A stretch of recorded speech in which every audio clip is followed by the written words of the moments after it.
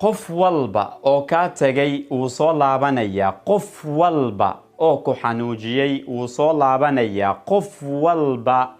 oo kuqiyaaney uu soo laabanaya ma taqaanaan xilliga uu soo laabanayo wuxuu soo laabanaya waxay tahay marka aad iska joojisid in aad asiga aad ka fakartid marka aad isticmaashid dhammaan awoodahaaga si aad asiga aad u ilowdo marka uu arko adigoo faraxsan la'aantiisa markuu arko inaad noolaan kartid nolol midka ugu wanaagsan la'aantiisa noloshaaduna cidna aysan u istaagaynin wuu soo laabanaya marka uu waayo qof sidaada oo kale u daacad ah sidaada kale oo u wanaagsan wuxuu u xiisayaa markaas waxay tahay wax walba aad dartiisa u samayn jirtay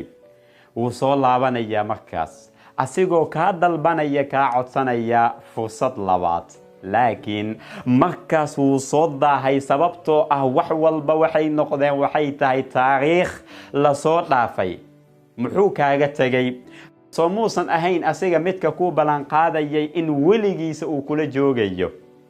aamina igana qora qofkii kuugu sameeya qiimo dhimis adiguna waxaad ku gadaa waxay tahay bilaash